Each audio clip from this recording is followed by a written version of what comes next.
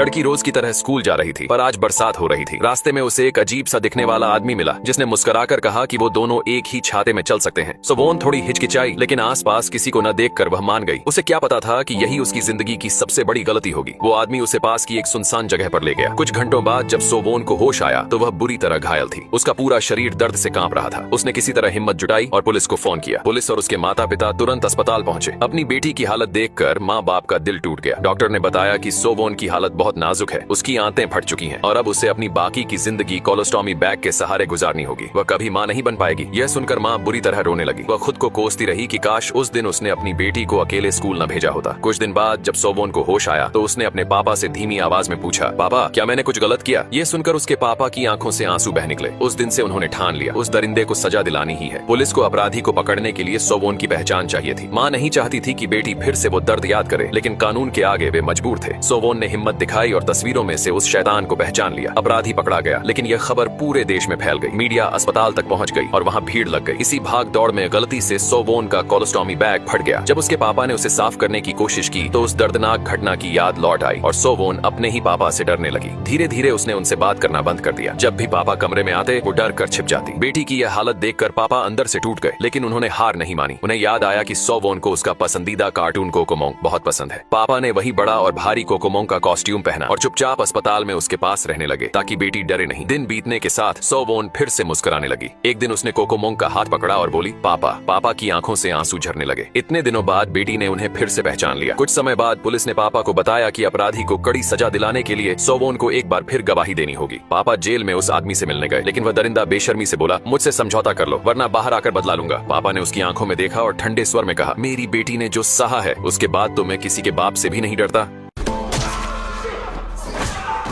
यह आदमी एक झटके में बड़े से बड़े सरगने को पसार सकता है और दोबारा कोई उठ नहीं सकता। जेल में इसको सभी सलाम ठोकते हैं। कुछ दिन बाद आदमी जेल से छूट जाता है, लेकिन कोई हुनर न होने की वजह से नौकरी नहीं थी। लेकिन उसने अपनी ताकत का इस्तेमाल किया। वो एक फाइट देखने गया जहां जीतने पर लाखों रुपए मिलते थे, पर इसमें कमजोर पड़ने पर सीधा ऊपर की टिकट मिलती थी। लेकिन फाइट पर भी किसी का दबदबा था। कुछ गाड़ियां सामने से आती हैं, उनमें से निकलता है एक माफियाओं का बाप, जिससे लोग थर थर कांपते थे, और उसका एक राइट हैंड था जिसका शरीर हाथी के समान था। आज तक इसने 56 लोगों की पसलियां तोड़ रखी थी। वहीं दूसरी तरफ एक टोपी वाला था जिसने अभी तक कोई फाइट नहीं हारी थी। दोनों आमने सामने थे। फाइट शुरू होती है। टोपी वाला हाथी पर तुरंत हमला करता है, लेकिन वार बेअसर था। आखिर में हाथी उसे एक लात में जमीन पर गिरा देता है और उसके ऊपर चढ़कर लगातार पसली पर वार करता है। इस तरह हाथी फाइट जीत जाता है। माफिया डॉन को घमंड था कि उसका चेला हाथी है, लेकिन इस आदमी को जरा भी डर नहीं था। फाइट करवाने वाला जैसे ही कार में बैठा, वो आदमी पीछे बैठा था। उसने कहा कि मुझे हाथी से फाइट करनी है। फाइट करवाने वाला हंसने लगा और बोला कि ये गिल्ली डंडा नहीं है, क्यों पसलियां तोड़वाना चाहता है? आदमी ने कहा कि फाइट जीतने पर 50% तुम रख लेना, और कुछ पैसे भी दिए, जिसके बाद वो मान गया। वो आदमी को उसी डॉन के पास लेकर गया और उसका परिचय करवाया। डॉन उसका मजाक उड़ाने लगा और बोला,